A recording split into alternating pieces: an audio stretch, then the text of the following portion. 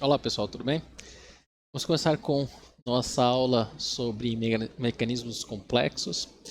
O que a gente vai fazer na aula de hoje é ver algumas aproximações que vamos utilizar para resolver algumas equações diferenciais que a gente vai escrever.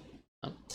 E eu vou mostrar um exemplo de por que a gente faz isso, como a gente pode usar isso para resolver alguns mecanismos e qual que é a aplicação dessas aproximações, porque a gente está estudando essas aproximações, tá ok?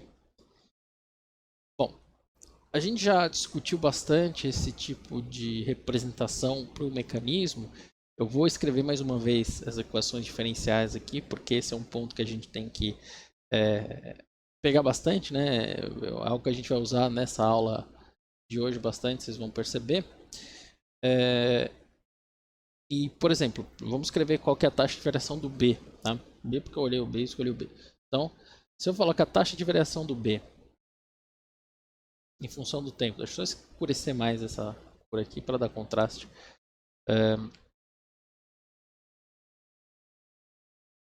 Então, a taxa de variação do B em função do tempo.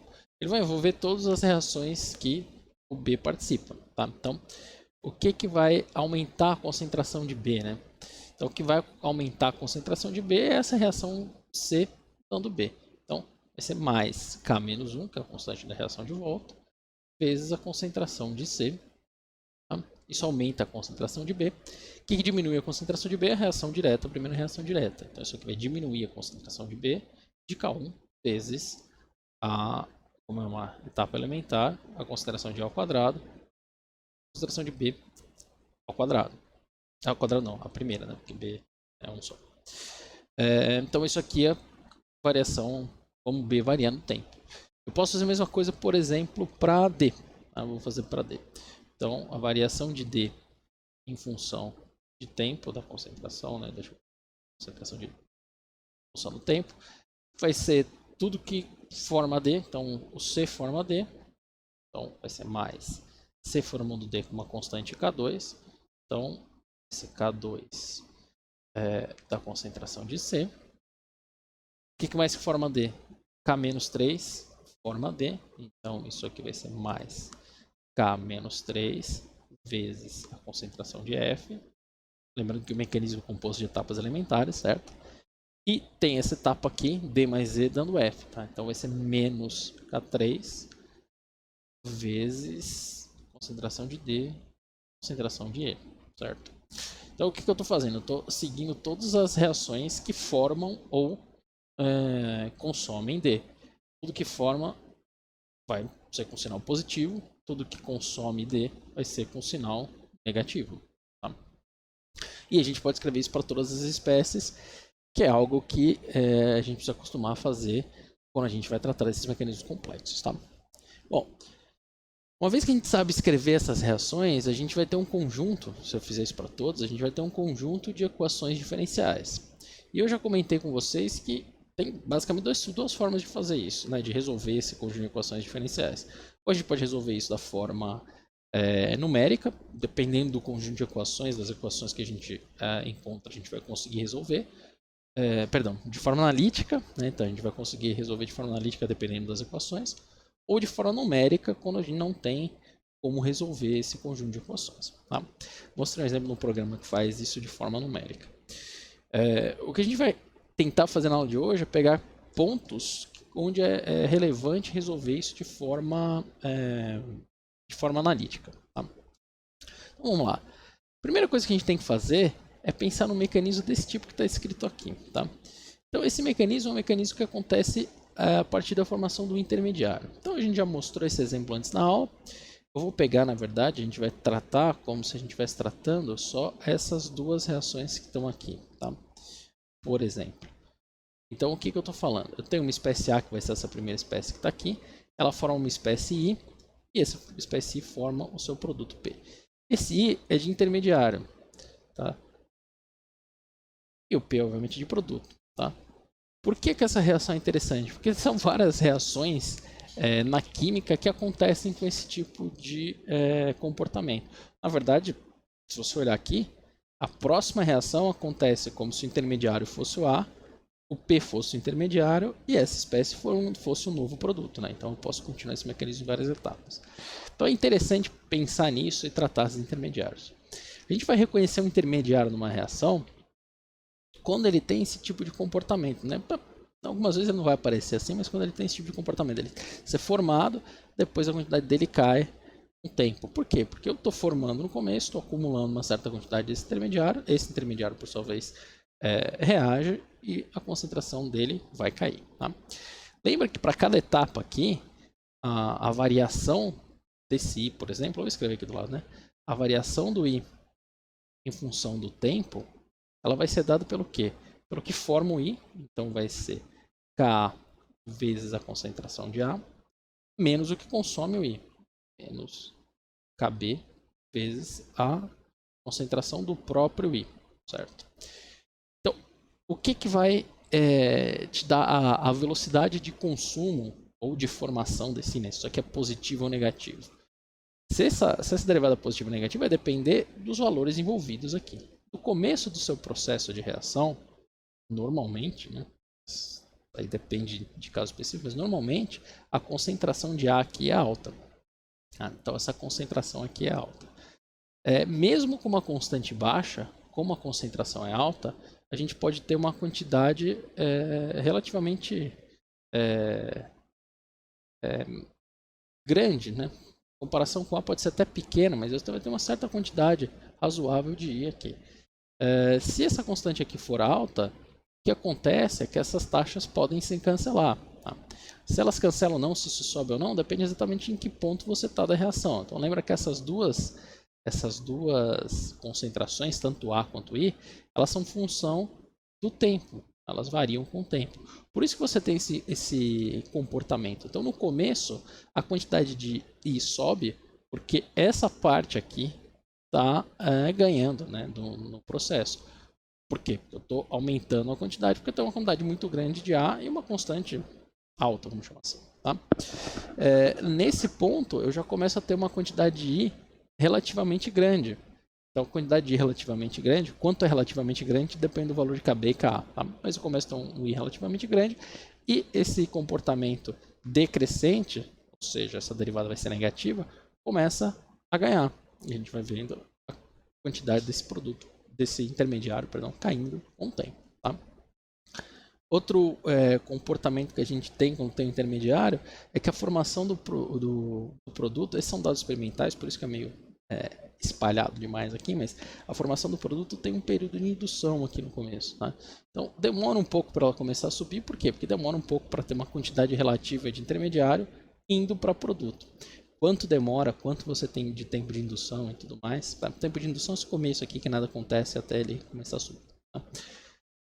Quanto você tem desses processos depende exatamente dos valores que você tem, da quantidade de concentração inicial e tudo mais. Tá? Mas a ideia é essa quando a gente está tratando um intermediário de reação. O que a gente vai fazer então é tentar escrever as equações diferenciais para esse tipo de mecanismo e estudar o que acontece analiticamente com essas concentrações em função do tempo.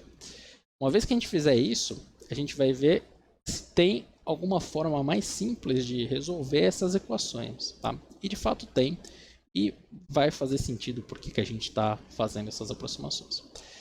Então, qual que é o ponto? Se a gente pega esse mecanismo, então, considera que no tempo, né, inicial o t é igual a zero, e eu não tenho nada de intermediário no tempo zero, também não tenho nada de produto, tá? Eu deveria escrever isso aqui. No momento zero eu não tenho nada de produto, ou seja, eu coloquei A dentro de um pote, chacoalhei e deixei a reação acontecer. Tá? Se a gente fizer o que a gente aprendeu a fazer até agora nessas aulas de cinética, a taxa de variação de A em relação ao tempo vai ser dada pelo quê? Pelo processo que consome A, não tem volta aqui, não tem retorno.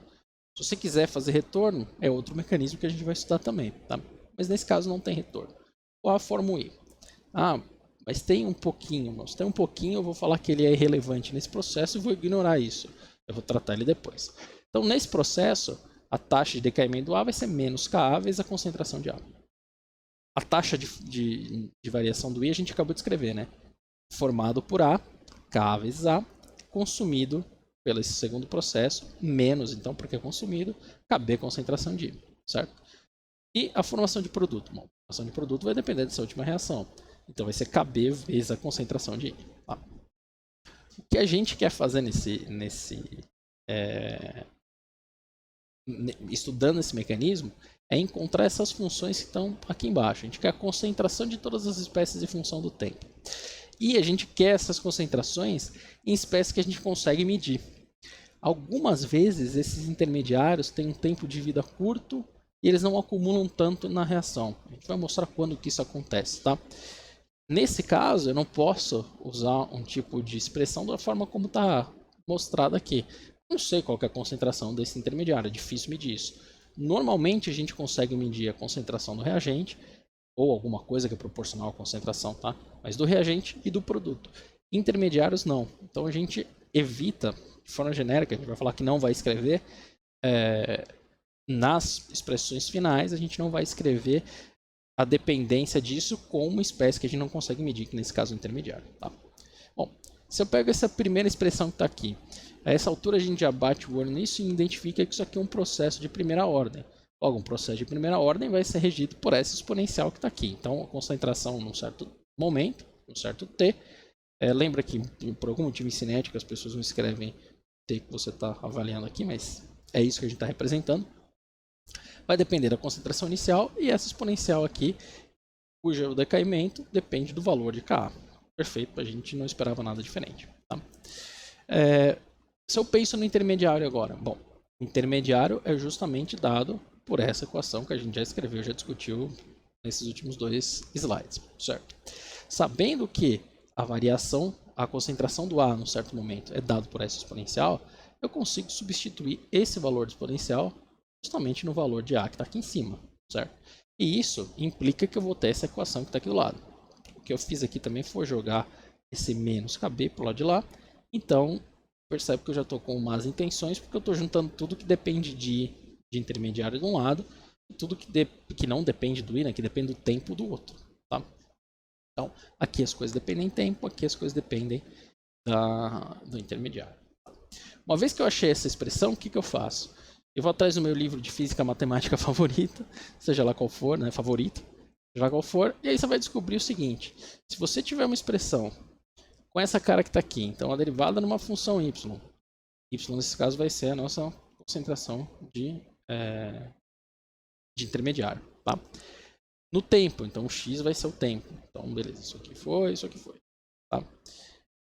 Mais um número que eu tenho aqui, que é esse y, que é a concentração de iodeto. A concentração de iodeto aparece aqui, y aparece aqui, beleza?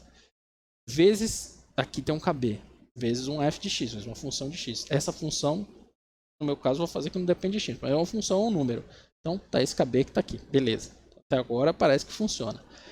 Isso aqui vai ser igual uma função, outra função diferente de f, que depende do tempo nesse caso, tá? O nosso x é o tempo aqui. Eu tenho aqui justamente uma função que depende do tempo, uma exponencial em tempo. O resto aqui vai ser constante, porque o A0 é quanto você começou a reação, é um número, tá? O Ka é um número.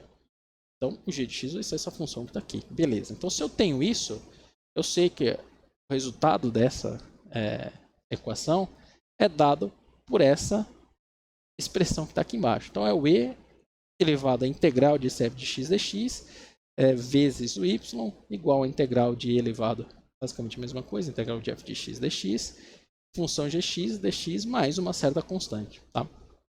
Se eu faço essas substituições aqui, o que eu vou encontrar aqui? Então, eu vou encontrar e elevado a kb dt, certo? Kb independe de t, então isso aqui vai sair dessa integral, tá? No e aqui, tá? Vai ficar kb vezes t, vezes a concentração intermediária. Desse lado a mesma coisa, né? kbt vai sair daqui, então vai ficar e vezes kbt. Note que eu vou ter nesse termo aqui e elevado a kb vezes t.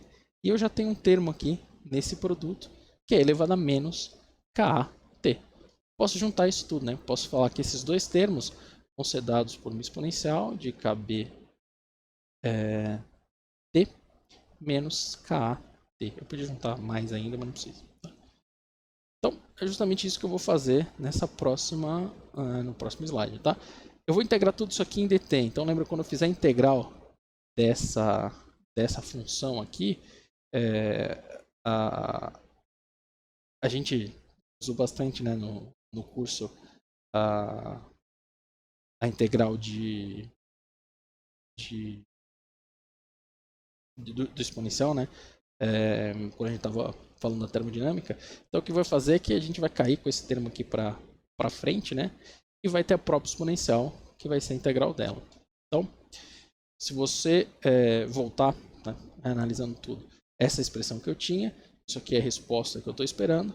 Nesse caso, vai dar então a concentração de I vezes E elevado a kBt. Desse lado, eu vou fazer aquela... colocar, né, o kb junto aqui dessa integral. Então, eu joguei esse cara para dentro da mesma exponencial. Tá? Aqui, e eu vou resolver essa integral. kb menos A vem aqui para baixo, e eu vou ficar com a própria exponencial de kb menos A vezes t, mais essa constante que está me acompanhando aí, certo? Dos dois lados eu tenho E elevado a kBt, certo? E elevado a kBt. Estou cancelando só kb aqui dentro, mas E elevado a kBt. Então o que eu posso fazer? Eu posso cancelar isso. Então, se eu cancelar isso, o que eu vou ficar é justamente que a minha concentração de intermediário, que é a função que eu quero achar, lembra disso, vai ser um conjunto de números. Então, isso aqui são vários números que eu conheço, K, KBO e a concentração inicial, e uma exponencial elevada a Kt, certo? Aí o que eu preciso fazer é achar o valor de C. Para achar esse valor da constante, a gente tem que ir atrás de condições de contorno, certo? Então, duas condições de contorno que eu sei. No início, eu não tenho intermediário. Então, quando o tempo é zero, isso tudo aqui vale 1, todas essas constantes aqui têm que valer a mesma coisa que essas. Então, tem que ser menos essas constantes que estão aqui na frente. Tá? Só que eu tenho outra condição de contorno. Quando kb e ka são iguais, kb e ka são iguais. Então, tudo que vem de A para I, se essas são iguais, vai para frente para P. Então, a concentração aqui não ia mudar. Começou no ponto zero, tinha 10 dessas moléculas. Uma reagiu para cá, a velocidade é a mesma, essa mesma uma reagiu para produto e eu continuo não tendo nada de intermediário, não acumulo intermediário. Se não acumula esse intermediário, o que vai acontecer é que também tem que dar zero esse valor. Então, para fazer isso, esse conjunto de constantes tem que ser elevado a E menos kBt. Então, se o kb for igual ao Ka, isso zera com esse termo. Independentemente do kb quanto Ka, se o t for igual a zero, isso aqui dá 1, esse termo inteiro cancela com esse termo, certo? Ou seja, a gente achou o valor dessa constante e a gente tem justamente a expressão que estava procurando. A concentração de I em função do tempo vai depender dessa coisa que está aí. Não é bonito, tem um monte de número, tá? Mas o que isso está falando para a gente? Eu tenho um monte de constante que pondera uma exponencial que me dá o decaimento de A, tá? Menos uma exponencial que me daria o decaimento de B, certo? É isso que a gente está falando. A quantidade de I vai depender de quanto A você começou. Obviamente vai depender da quantidade inicial de A, certo? E note que ele depende dessas constantes. A gente já vai plotar essa equação para ver a cara que ela tem. Tá?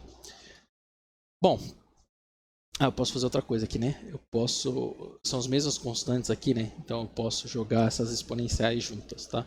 Então que é o que a gente fez aqui. Então a exponencial de Ka menos a exponencial de Kb. Então o que a gente está falando basicamente é que depende de qual processo ganha, que foi a análise que a gente fez na forma derivada já dessa variação do I com o tempo. Tá?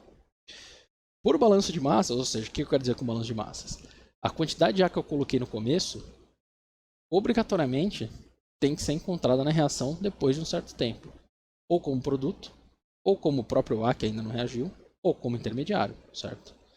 Se eu tenho a expressão que me dá A, que é a 0 vezes E elevado a menos Kt. Se eu tenho a expressão que me dá I, eu consigo achar a expressão de P. Tem uma álgebra chata aí, eu não vou mostrar, porque a gente já vai fazer muita conta na aula de hoje, tá? Mas se você faz essa conta, o que você chega? Com essa expressão que está aqui embaixo. O que é essa expressão? É qual que é a quantidade de produto que a gente tem em função do tempo, certo? Então o tempo está aqui nessa equação. Aqui, o tempo está aqui. Do que ele depende? De quanto você começou de reagente inicial, obviamente, e depende das constantes de velocidade e K e KB. Basicamente é disso que a gente está falando que depende, certo? Ou seja, fazendo esse tratamento matemático, a gente tem as três funções que estava procurando. Quantidade de I no tempo, em função de A0, que eu sei porque eu coloquei lá, em função do tempo, né? O tempo vai correr, e essas constantes que eu posso medir depois, tá? Então, eu estou achando esses valores, eu posso medir separadamente essas constantes, tem como fazer isso, mas não vem ao caso agora. Para o A, em função do tempo, uma constante, quanto de A eu coloquei, e para o produto também, só em função de A0, eu não tenho isso medido em função de intermediário. Então eu consigo achar quanto que eu tenho de cada uma dessas espécies em função do tempo, só com os valores das constantes. Lembra que os valores das constantes eu consigo tirar ajustando meus dados experimentais. A gente discutiu isso na última aula, né? Então, se eu penso num gráfico de que seja concentração de uma coisa em função do tempo, eu tenho um decaimento e eu sei que esse decaimento é a primeira ordem, a gente vai discutir mais na aula de hoje, consigo daqui tirar uma certa constante A, por exemplo, a linha, tudo faz, tá? Então, alguns experimentos permitem a gente tentar medir essas constantes separadamente. Bom, se eu faço então um diagrama dessas concentrações em função do tempo, perceba que esse diagrama aqui está por A0, que é simplesmente para a gente estar de 0 a 1 nessa escala de concentração aqui, tá? Então isso aqui é uma escala relativa de concentração. No início, eu só tenho A, 100% de A. O A começa a cair, cai exponencialmente, apesar de não parecer exponencialmente, está caindo exponencialmente aqui, tá? Porque segue essa equação que está aqui. Beleza, ele cai exponencialmente. O que acontece com o P? Nota que o comportamento do P, aqui, se você ignora o começo, se você começa a olhar ele aqui, ele se comporta como se fosse um exponencial, mas ele não é um exponencial. No começo, ele tem essa pequena demora para começar a subir, né? Ele não sobe direto assim e vai.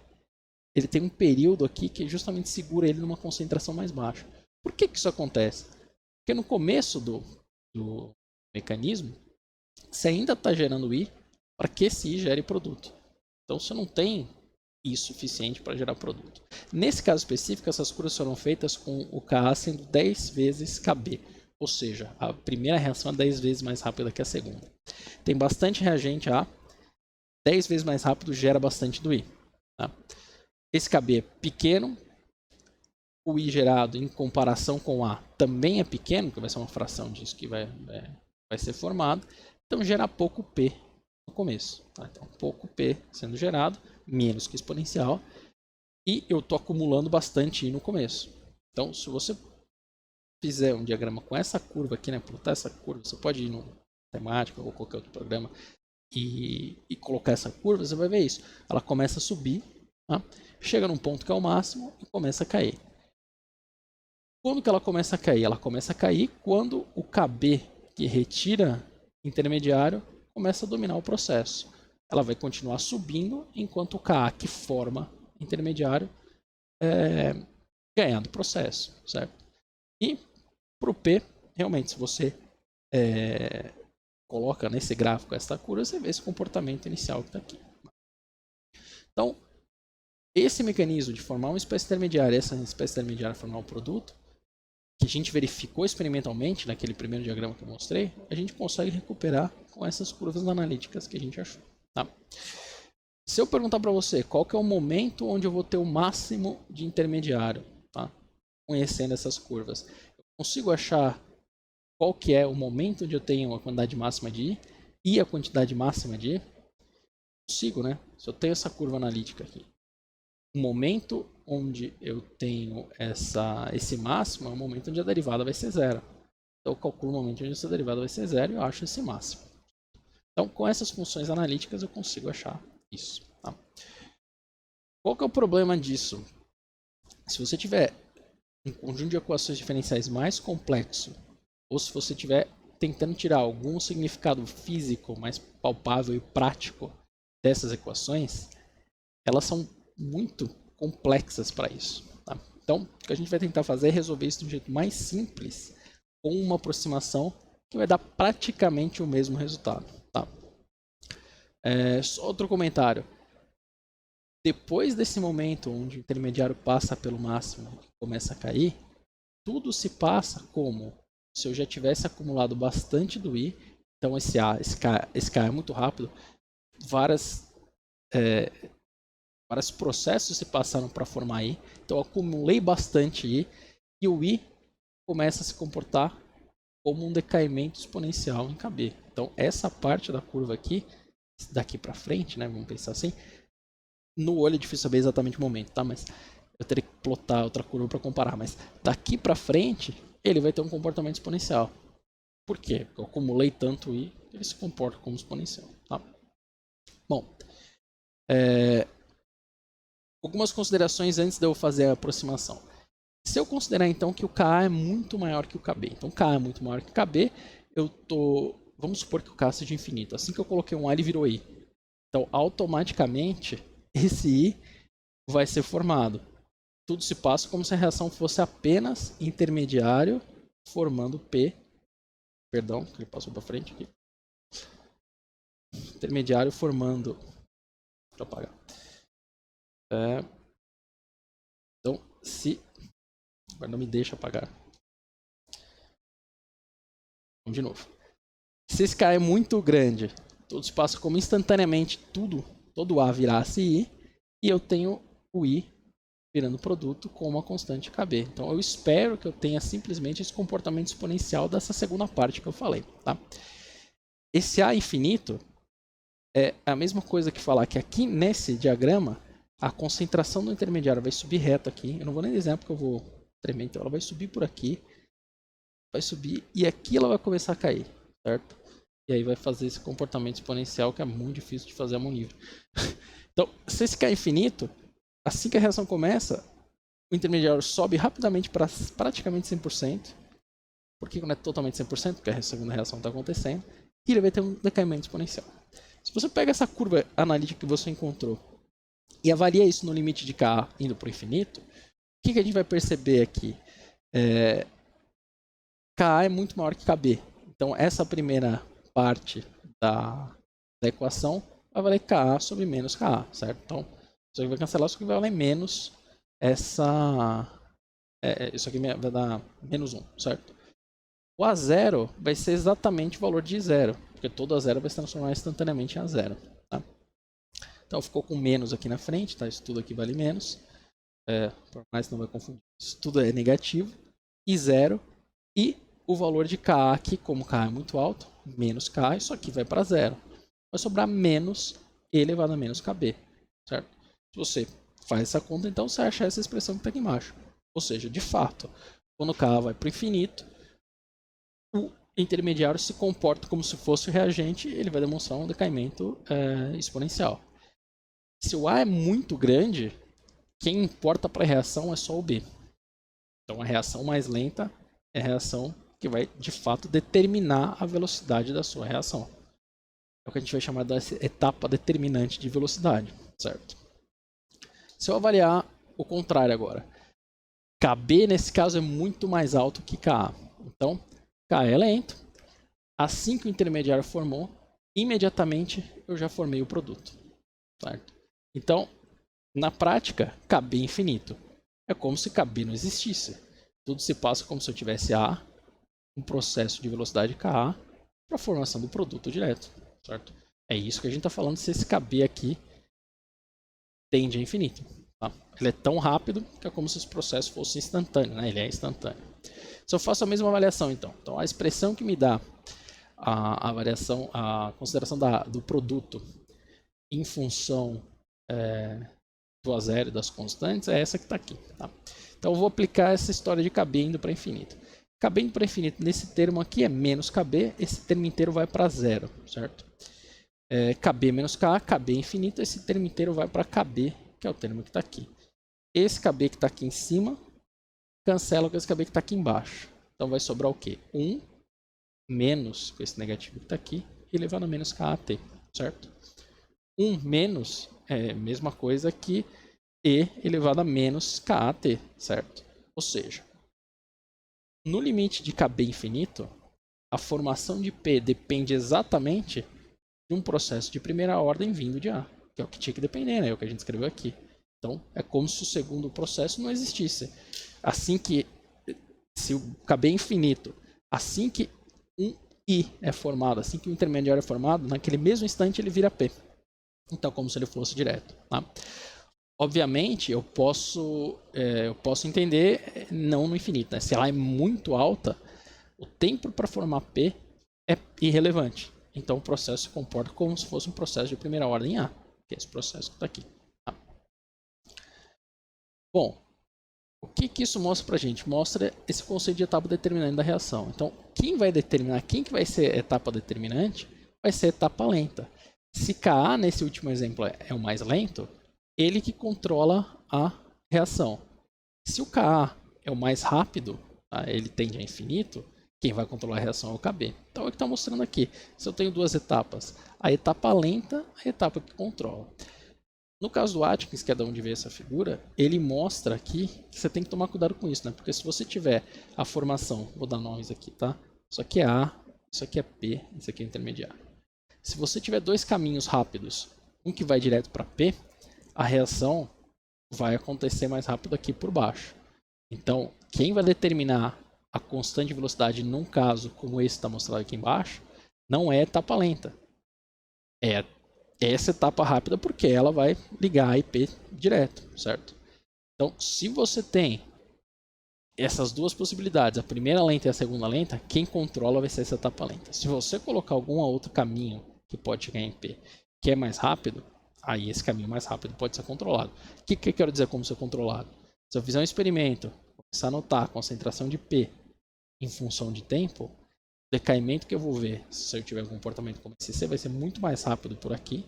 Eu tenho essa etapa que está acontecendo, do que se eu tivesse qualquer etapa dessa de cima. Então eu veria isso aqui muito mais devagar. Tá?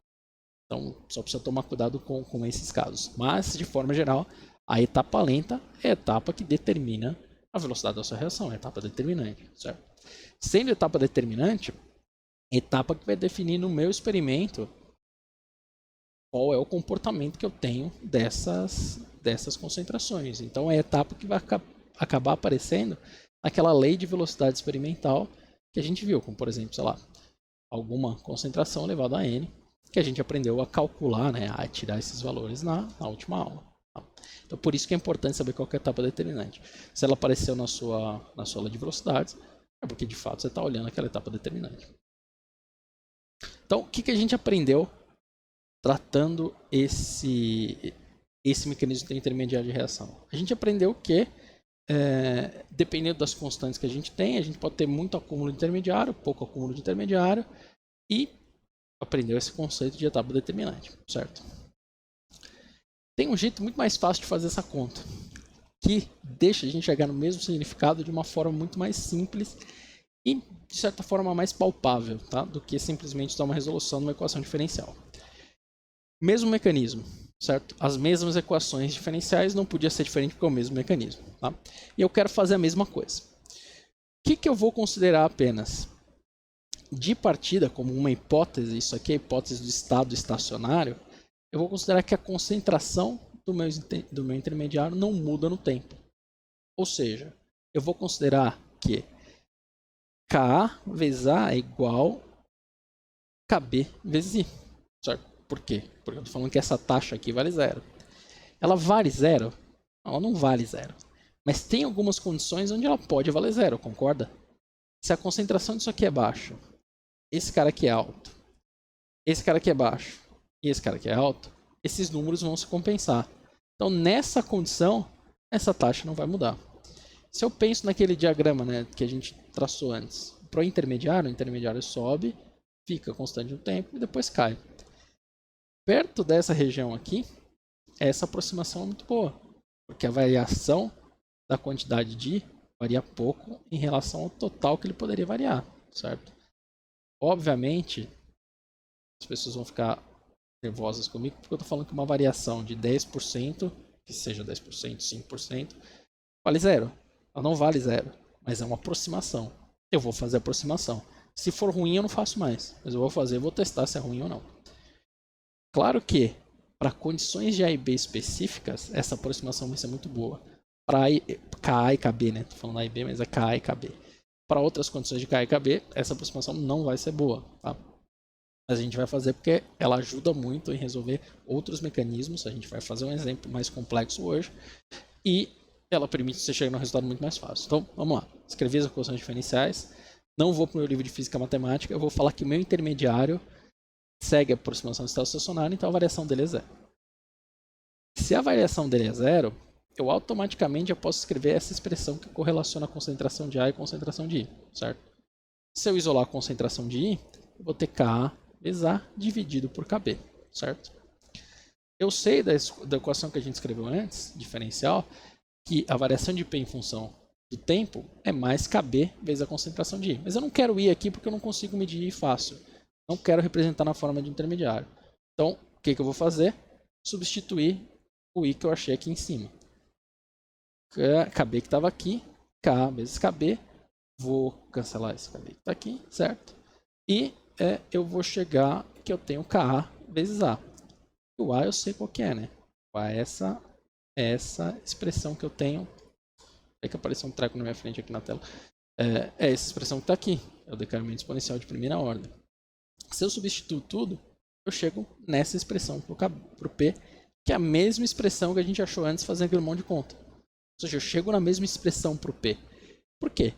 Porque do ponto de vista do produto, se você tiver um mecanismo onde K e Kb tem esse comportamento que faz com que a concentração do I varie muito pouco no tempo, tá? Ou formalmente seja igual a zero, o comportamento do produto vai ser exatamente o mesmo. Tá? Para quando que vale isso aqui? Quando o Kb é grande em comparação a Ka. Quando o Kb é muito grande, ou seja, a formação de I para produto praticamente instantânea, quem vai controlar o processo é Ka, que aparece aqui nessa exponencial, certo? Por que isso acontece? Bom, esse Kb é grande. Esse número aqui costuma ser um número pequeno porque a formação aqui vai ser pequena. Muito vezes um número pequeno vai ser igual um número pequeno vezes um número muito grande. Tá? Então, esses dois termos estão aqui, se compensam e a taxa de variação vai ser zero. Tá? A formação de intermediário tem que ser igual ao consumo. É isso que a gente está falando na hipótese do estado estacionário. Ela é sempre válida? Não, ela não é sempre válida. Ela é válida o tempo todo? Não, ela não é válida o tempo todo durante uma reação. Mas, dependendo dos valores de constantes que você tem, ou a relação entre as constantes, ela é uma aproximação razoavelmente útil e boa. Tá? Vamos avaliar então onde acontece isso. Dois casos. Nesse caso, o Kb está fixo e eu estou diminuindo o Ka. Então, esse segundo caso, a gente lê para Kb grande e esse primeiro caso é para Kb pequeno. A gente falou que para esse caso aqui, vale melhor a aproximação. Tá? Se o Ka é maior, eu vou acumular mais intermediário. Nesse livro ele chamou intermediário de B. Tá? Então, só para a gente falar na mesma língua, como as figuras estavam... Eu podia ter mudado a figura, né? Mas como as figuras estavam A, C e B, eu deixei assim. Tá? A primeira vez que eu penso em mudar as figuras, olha só. Mas o que a gente sabe? Se eu tenho uma formação de esse K1 que é muito alto, eu vou formar bastante do B, eu vou acumular bastante intermediário, depois ele vai reagir e a partir daqui ele parece mais exponencial, talvez um pouco mais para frente. Se o Kb é muito alto, ou seja, eu diminuir Ka, mantive o Kb, então relativamente ele é mais alto, esse K aqui é pequeno, então eu não vou acumular tanto B. O máximo, B máximo, né, quando é intermediário máximo, vai ser menor nesse segundo caso. Tá? Se você olhar o C, nesse começo, o produto não é tão exponencial quanto é aqui. No começo nenhum deles é, tá? Mas ele passa mais tempo exponencial nesse segundo caso com Kb alto do que no primeiro. Certo? O comportamento do A muda porque a constante de decaimento do A muda. Tá? O que mais importa para a gente agora? É o mesmo dado experimental. Isso aqui é a resposta usando a conta exata do intermediário. Isso aqui usando a aproximação do estado estacionário. Então, Steady State Approximation, por isso SSA, tá? No inglês. Essa aqui é a aproximação que a gente fez. Se você olhar isso aqui, você vai falar, isso aqui é péssimo. Não tem nada a ver uma coisa com a outra. Mas quando o KB é alto, que é o que está aqui, em relação a Ka, tá? Lembra que isso aqui é sempre em relação a Ka. Esse ajuste aqui do estado estacionário, logo no começo da reação, é muito bom em relação ao dado exato que você tem. Você ainda pode reclamar que você queria mais precisão com isso. Mas se você quiser muito mais precisão que isso, você resolve ele de forma exata. O que eu estou tentando mostrar para vocês é uma aproximação relativamente simples que me dá um resultado suficientemente bom, ainda mais se você lembrar que seus dados experimentais muitas vezes vão ter uma barra de erro desse tamanho, né? Então, seus dados experimentais têm uma barra de erro enorme aqui. Então, qual modelo teórico você está usando para calcular isso? Nesse caso, nessa barra de erro que eu desenhei, é irrelevante. Tá? Mas o ponto é, em algumas condições, o estado estacionário funciona. Se eu diminuir ainda mais essa constante aqui, a 0,003, tá? Ele vai subir muito mais rápido ainda e vai começar a cair muito mais aqui, muito mais próximo do início. E o resultado da aproximação do estado estacionário vai ser muito mais próximo ainda da solução exata. Tá? Então, se você usar esse estado estacionário nas condições corretas, você consegue um resultado muito bom. E por que isso importa? Por que eu estou gastando tanto tempo em falar que o estado estacionário não é tão ruim assim se você for pensar? Porque se a gente pegar esse exemplo que é da composição do N2O5, é um exemplo clássico, tá? Na lista de exercícios das atividades de vocês tem a reação para ozônio ou oxigênio, se eu não me engano, que segue uma lógica parecida. Se eu tenho um mecanismo complexo desse, então qual que é a história aqui, né? Isso aqui é a reação que a gente está avaliando. 2N2O5 gerando 4 de NO2 mais oxigênio. Estudando essas reações, propuseram que ele seguiria, né, esse mecanismo de reação. Tá? Ou seja, isso aqui não é uma reação elementar. Como é que alguém sabe disso? Bom, porque fez o experimento, viu que não segue a segunda ordem da decomposição do N2O5, por exemplo. Tá? Então, propôs esse mecanismo que está aqui. É um mecanismo complexo. Se você quiser fazer a solução exata, o que você tem que fazer? Escrever para cada espécie qual que é a variação em relação ao tempo, que a gente sabe fazer, tá? E trabalhar com um conjunto de equações para tentar achar isso aqui. O que a gente quer é esse número que está aqui. Como que N2O5 varia em função do tempo. E o que eu quero desse lado é qualquer coisa menos uma espécie que eu não consigo medir. Tá? Então o que eu quero que apareça desse lado? De preferência o próprio N2O5, que facilita a minha vida, ou o NO2 ou o O2, certo? Essas coisas podem aparecer aqui, e claro, as constantes e o tempo, obviamente. Qualquer outra concentração de uma espécie que seja intermediária, eu não quero que apareça, porque eu não consigo medir, é difícil medir. Tá? Vamos supor que nesse caso específico seja difícil medir O2 também, então eu não quero que o O2 apareça. Tá? Quem vai determinar quem aparece na lei de velocidade ou não vai ser o seu experimento, como você está acompanhando a reação. Tá? Mas de regra geral, de forma geral, você não quer intermediário nessa expressão, certo? Como é que a gente vai começar a resolver isso? Então, vamos lá, né? São 4 etapas. O NO2O5 formaria NO2 mais NO3. Tem a reação de volta que está escrita aqui embaixo, tá? Então, por isso que é Ka e K', que é a reação de volta. Toma cuidado se você for somar para achar a reação global, porque você não pode somar essa reação, porque ela já está escrita aqui, tá? Então, toma cuidado com isso. Tem outra reação, NO2 mais NO3, só que não vai gerar NO2O5, não é reação de volta, ela vai agora gerar NO2 mais oxigênio mais NO. E esse NO vai reagir, ou outro NO, tanto faz não, mas vai reagir com N2O5, formando 3 NO2. Diz que é muito melhor você separar as espécies quando você está escrevendo esse tipo de equação cinética do mecanismo. Você entende que isso aqui é uma reação elementar e tudo mais. Tá? Esse é 3NO2, caso você queira escrever também não há problema, certo? Se a gente lê essas equações aqui, a gente vai perceber algumas espécies que elas não são nem produto, nem reagente, nem produto, perdão, tá? Não é nem NO2O5, nem NO2O2. Quais são elas? NO3 que está aqui. NO3 também aparece aqui, certo? NO3 aparece aqui. Eu errei o círculo que fiz em todos. O que mais que não aparece aí? O NO. NO aparece aqui e o NO aparece aqui, certo? Essas espécies são espécies intermediárias. Então o que a gente vai fazer? Eu vou fazer isso sem saber se funciona ou não. Vou usar a aproximação do estado estacionário. Se funcionar, o resultado que eu vou achar no final vai ser bom. É o jeito que a gente fazia com o gás ideal. Vou propor que segue esse modelo, vou fazer a conta, vou ver quão ruim ficou. Se ficou bom, não preciso fazer mais nada. Se ficou ruim, você tem que resolver de outra forma. Tá? Então, tá bom. O que eu tenho que escrever então? A taxa de variação dos intermediários, nesse caso NO3 e NO, com o tempo, vou falar que isso aqui é zero, ou aproximadamente zero. Tá?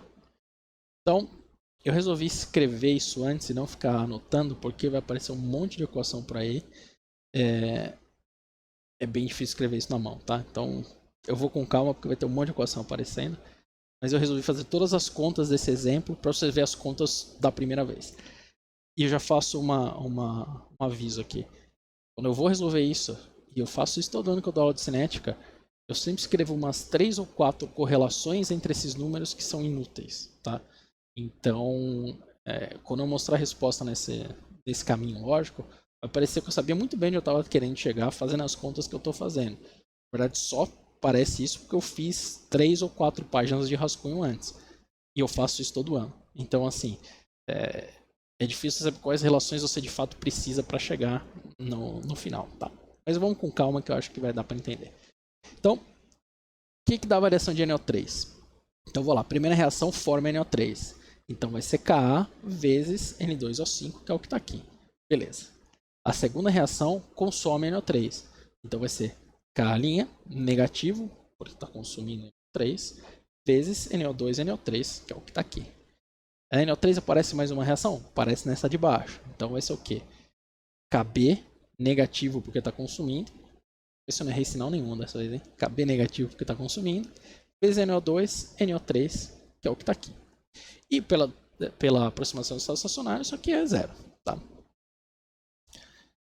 Para NO, bom, NO aparece nessa reação e aparece nessa. Ele forma na primeira, então vai ser Kb vezes NO NO3. Kb NO NO3, tá certo? E ele consome na última, então vai ser Kc negativo porque está consumindo, NO N2O5 também vai valer zero. Perfeito. E o que eu quero obter? Bom, eu quero obter essa relação que está aqui. Como que N2O5 varia no tempo? Bom, fácil, né?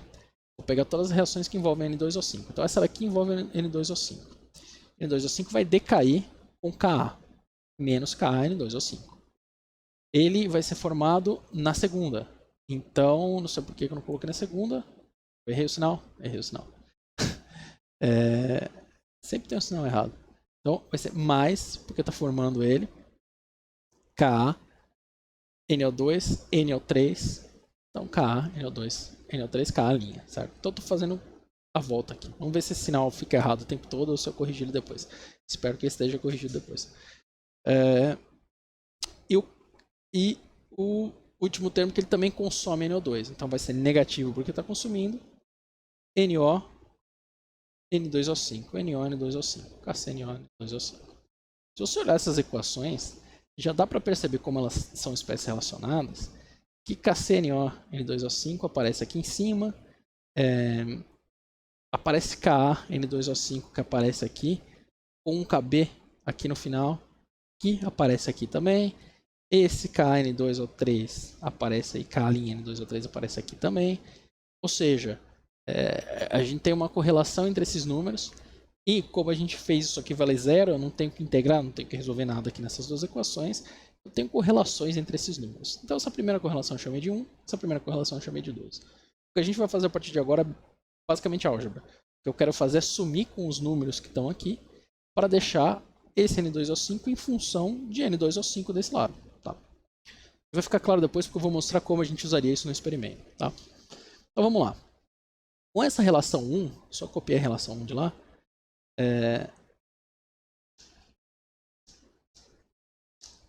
Eu corrigi. Eu toquei ele todo negativo o tempo todo?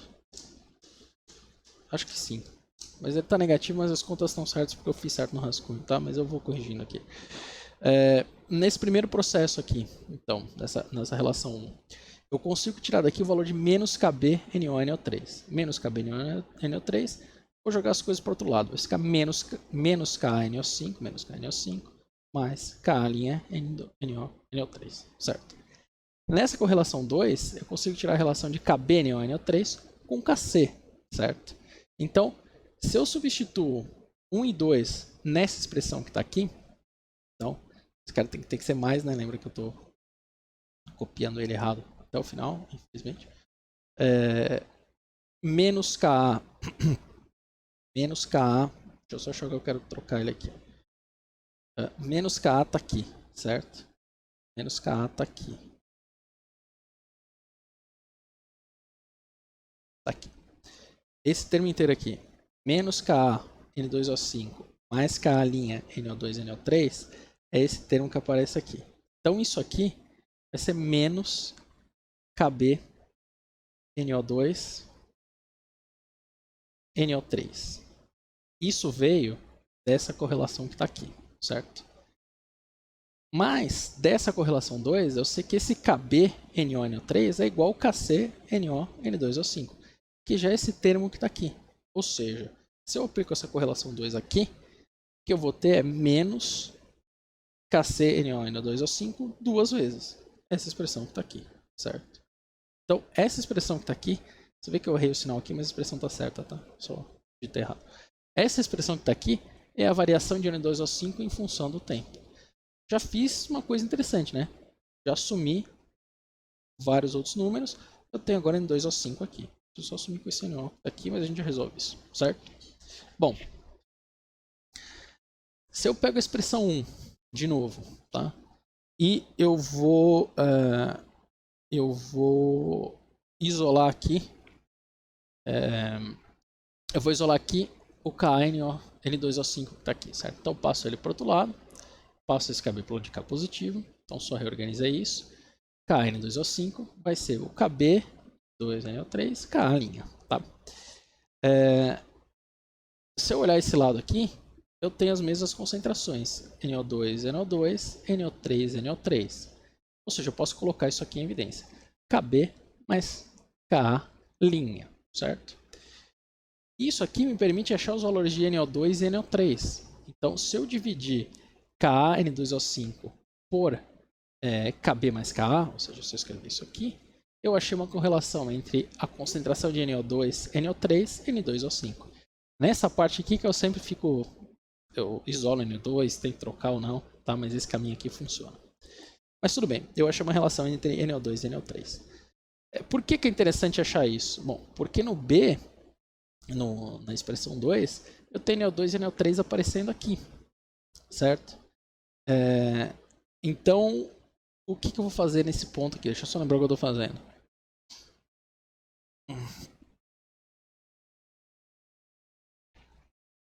Bom, o KB vai ser igual ao KC, certo? Se eu voltar na outra equação, menos KA menos KA', menos KA menos KA' é igual ao KB. É essa equação que está aqui. Menos KA, KA', vezes as concentrações, é menos KB. Mas KB, NO2 e NO3 é igual ao KC, NO, NO2O5. Então eu troquei isso aqui, tá? Então eu tenho a expressão do slide anterior, eu troquei KB por KC, certo? Certo. Menos KC NO, NO5 é o que aparece na derivada que a gente está procurando aqui embaixo. Se eu multiplico aquilo por menos 2, eu acho a taxa que eu estou procurando. Tá? Então esse lado aqui já está pronto. O que eu tenho desse lado? Menos KN2O5, opa, N2O5 me interessa. E esse monte de número aqui não me interessa, porque é NO2 e NO3, que eu não quero na minha equação. Mas aqui em cima, eu já achei como trocar isso por N2O5. Então, se eu substituo esse número aqui embaixo, eu vou ficar com Ka', Ka sobre KB mais Ka'. E aí acabou, né? Se eu multiplico isso aqui por 2, eu tenho justamente a expressão que eu preciso na minha derivada, na variação do N2O5. Tá? Só vou fazer alguma álgebra para deixar um número mais bonito aí, né? Então o que eu posso fazer? Colocar N2O5 em evidência e fazer um monte de conta. Vamos lá. Tá aqui a mesma expressão. Só pensando, eu vou escrevendo, tá bom. Menos KC NO N2O5 coloquei isso em evidência, menos Ka vezes essa coisa que já estava escrita aqui na frente. Para colocar no mesmo denominador, eu multiplico em cima e embaixo por KB mais K', certo? KB por K'. Faço a distributiva aqui em cima. Então, se eu fizer a distributiva aqui em cima, eu vou ter menos KAKB, dividido pelo mesmo denominador, menos KK', e mais K'Ka, que é o que está escrito aqui. Esse termo é o mesmo que esse com sinal trocado. Então, esse termo morre. O que você chega aqui no final é menos KKB sobre KB mais K', certo? Vezes a concentração de N2O5. Esse número que está aqui é metade do que ele precisa ser. Então, a variação de N2O5 no tempo é 2 vezes menos, né? Porque o menos já está aqui. Só pensar o que eu estou falando. Isso. Menos KC NO N2O5 vai ser menos isso aqui. Tá? Então, menos com menos vai aparecer esse menos aqui na frente. Né? Menos vai manter. Menos 2 vezes esse número inteiro que está aqui. Certo? Então, eu só substituí e achei isso. Então, o que a gente encontrou? Como que N2O5 varia no tempo em função do monte de constante e N2O5, certo? Agora que eu vi que vocês não estão vendo nada que eu estou falando. Perdão. Então, vou de novo. É muita tela aqui. Então, a gente achou menos KC NO N2O5. Se eu multiplico isso por 2, então vou escrever aqui, né? 2 vezes isso aqui vai ser 2 vezes aqui em cima, ou seja, a taxa de variação que eu quero é menos 2, esse monte de constante, vezes a concentração de N2O5. Que era o que a gente estava procurando, certo? Eu só tenho N2O5 e as constantes que estão aqui. Tá? Ou seja, né, o que eu posso falar? Que essa taxa que eu tenho aqui é uma constante linha, então eu chamei tudo isso aqui de uma constante estrela, né? Não chamei de linha para facilitar. Uma constante 9 estrela vezes N2O5. Ou seja, a gente fez um monte de conta para falar que se o mecanismo estiver certo, o decaimento do N2O5 no tempo tem que ser uma exponencial, porque é um decaimento de primeira ordem. Se a gente achasse um 2 aqui, tinha que ser de segunda ordem, 3 e por aí vai. Tá? Mas a gente achou um decaimento de primeira ordem. E como que eu vou verificar se isso aqui é válido? Fiz um monte de conta. Como é que eu verifico se de fato isso é válido? Vou para o laboratório, coloco essa reação. No tempo zero, eu vou colocar o meu reagente, não tem nada de produto, certo? Podia ter um pouco de produto, você faz a reação do jeito que você quiser, tá? Mas não tem nada de produto. E eu vou monitorando no tempo qual que é a concentração de cada espécie. Isso aqui são dados experimentais a 353 Kelvin. Eu queria muito a 298, mas não achei a 298. Vocês vão entender por que eu queria a 298. Então o que você vai fazer? Você vai fazer isso. Você vai fazer esse experimento. Você vai fazer quantas vezes? Até cansar. Você vai fazer vários experimentos. Vai variar a temperatura, para ver qual que é o efeito da temperatura.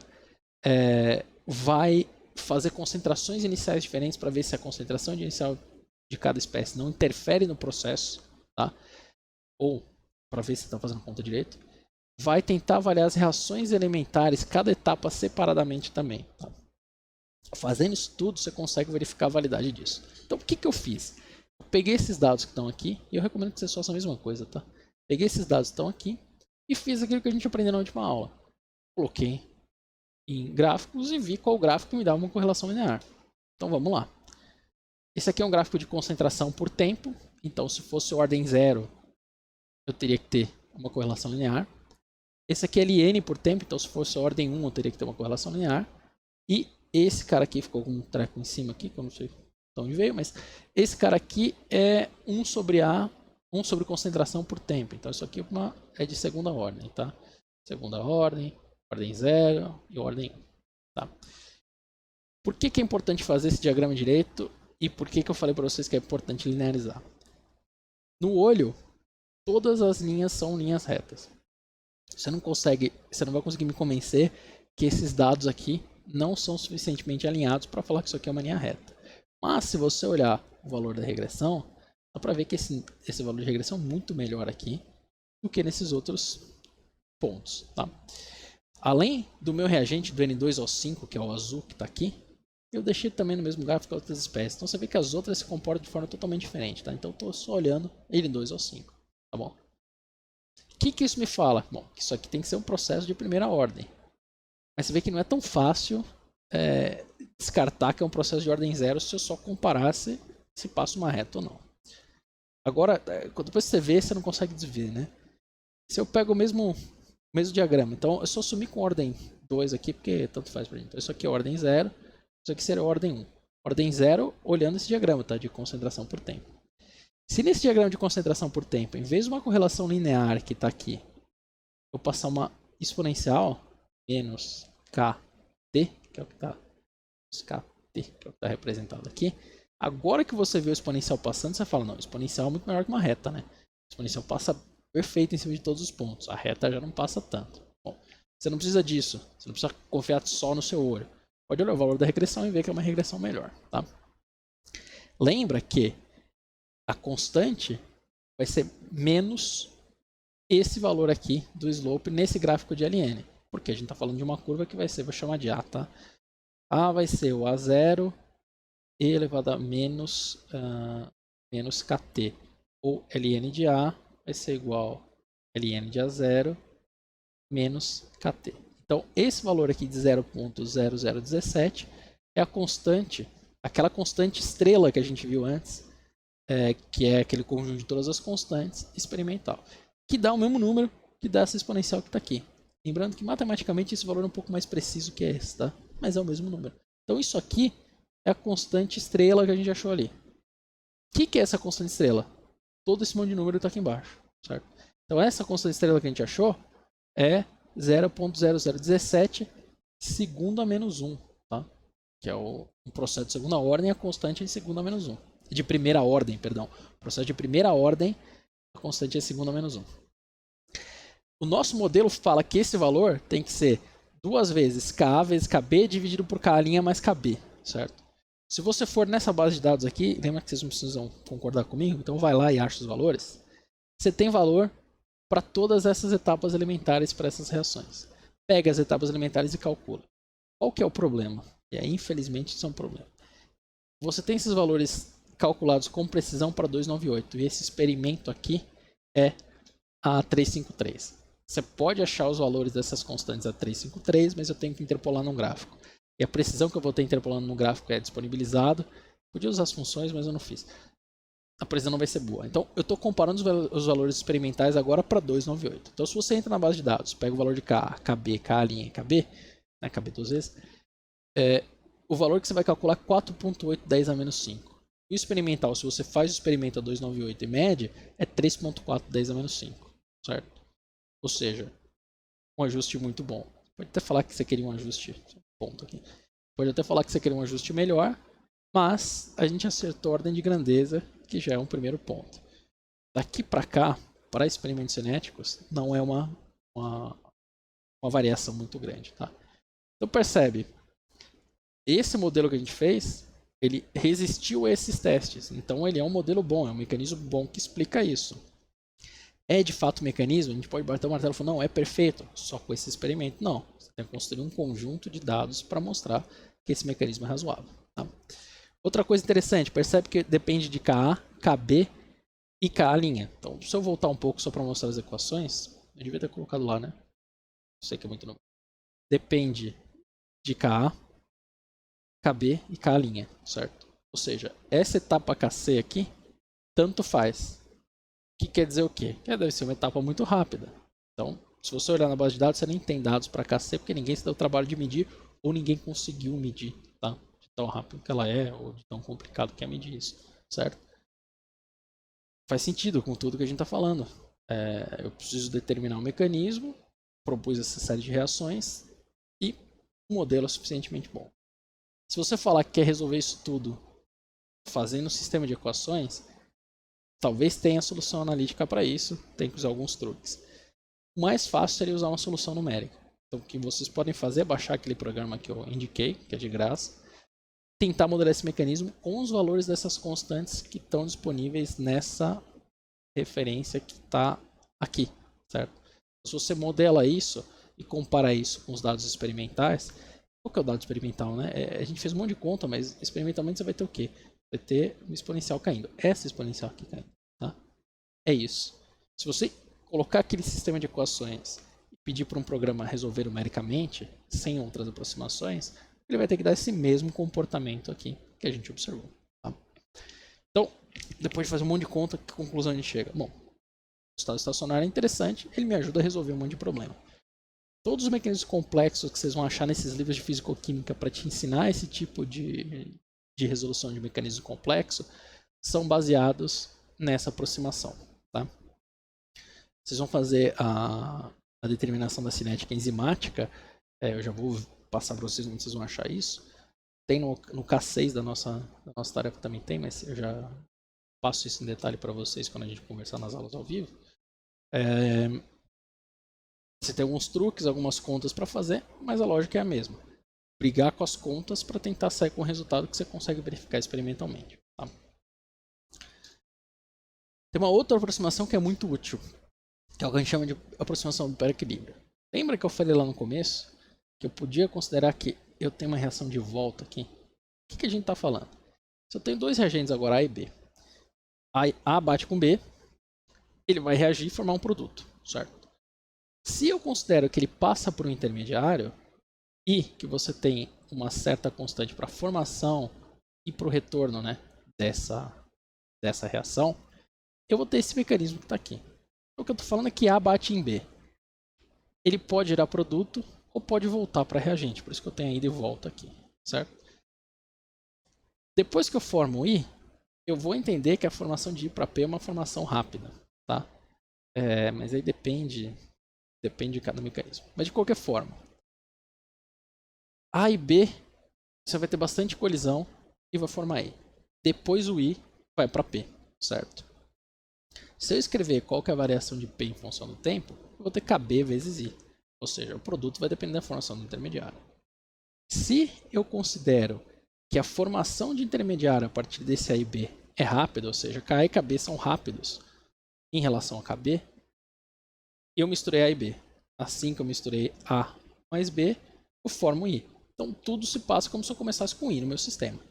Quanto de I? Bom, se eu tenho KA e KB, KA e K', isso vai ser a constante de equilíbrio desse meu processo. E a constante de equilíbrio vai ser dada pelo quê? Produtos dessa primeira etapa, que é o I, sobre reagentes. Daqui eu consigo tirar que a quantidade de I que eu formo vai ser dado por Ka sobre K' vezes AB, certo? Perdão, que eu aperto um botão e ele passa o slide. Vezes AB. Tá? Então, eu sei quanto de I eu tenho para começar meu processo. A quantidade de I é determinada por esse primeiro equilíbrio. Então, coloquei um mol de A, coloquei um mol de B.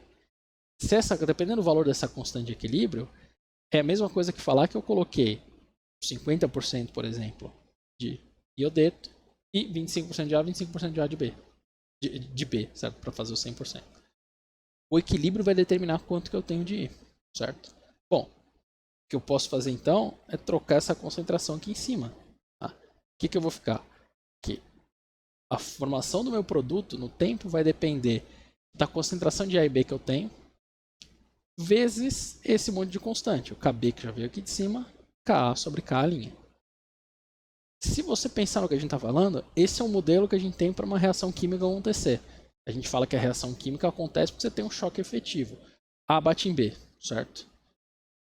A bate em B, esse choque pode ser efetivo, pode ir para frente, então ele forma o I reage formando o produto, ou ele não pode ser efetivo, ele pode voltar de novo, A e B quebram e vão embora. É isso que esse processo representa. Então, na verdade, nosso interesse nessa modelagem do pré-equilíbrio é modelar a maioria das reações químicas. A gente pode modelar que elas acontecem dessa forma. Tá? Mais detalhe nisso a gente vai ver na nossa próxima aula, mas essa já é a ideia. Só para mostrar uma coisa interessante, eu continuo podendo tratar esse I aqui pelo estado estacionário. É um intermediário, posso falar que a concentração dele vale zero. Então, só para exercitar o estado estacionário de novo. Como que I varia com o tempo? Isso aqui eu vou falar que é zero porque eu estou usando estado estacionário. Que forma I, então é A vezes B vezes Ka, menos o que consome I, a volta, menos K' I, e formação de produto, menos KB I. Certo? Se eu falo que isso aqui é igual a zero, coloco em evidência aqui, eu não vou fazer a conta porque isso é só para mostrar que funciona, tá? Eu coloco em evidência, vou ter K' mais KB, divido todo mundo que está aqui. Então eu vou achar essa expressão que está aqui.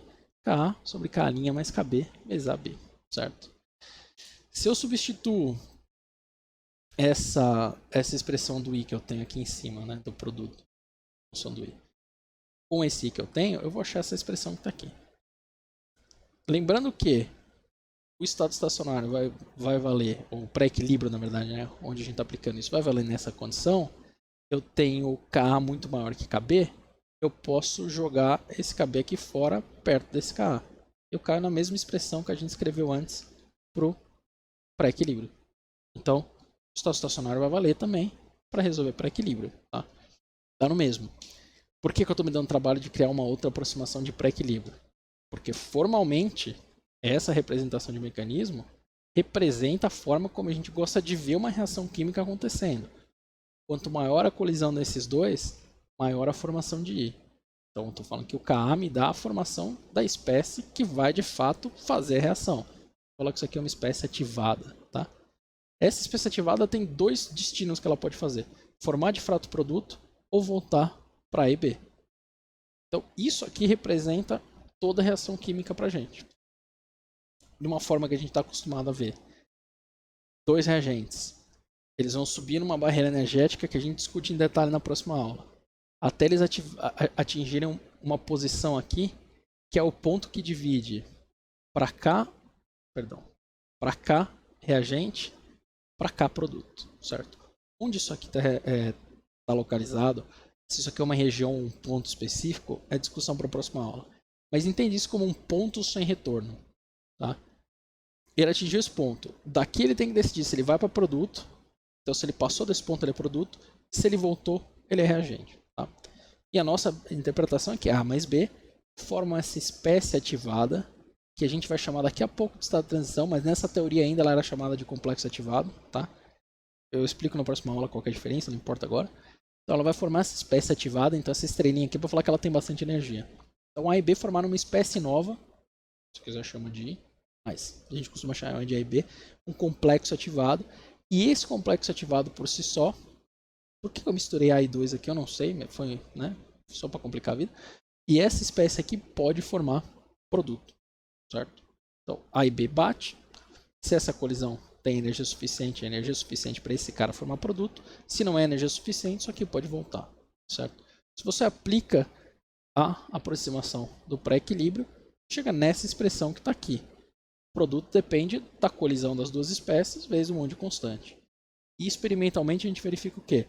Isso depende de A e B. Então, se eu mostrar que essa constante experimental dá o mesmo número que isso que está aqui, eu tenho um bom caminho para convencer que esse modelo de explicar uma reação química é razoável.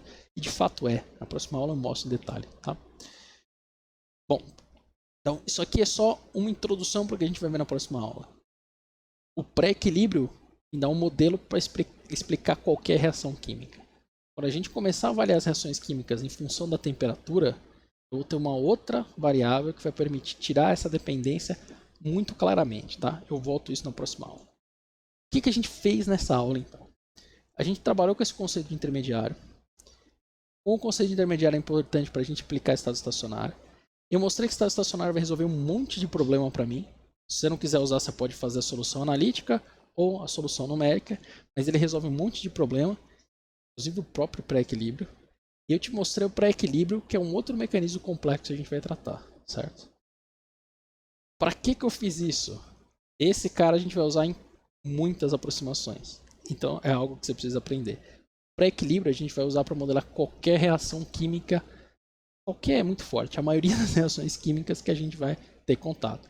Então é a teoria que de certa forma está vigente até agora para explicar a reação química. Tá? O que a gente vai ter que fazer?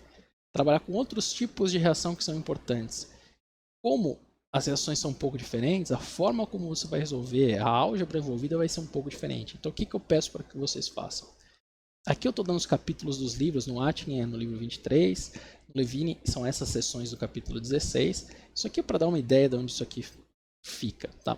Mas se você fizer as unidades que são correspondentes a essa aula, a K6 eu lembro que é a parte de catálise enzimática, mas está identificado no nosso cronograma, você vai passar por esses tipos de reação. Catálise, que eu vou explicar um pouco de catálise na próxima aula.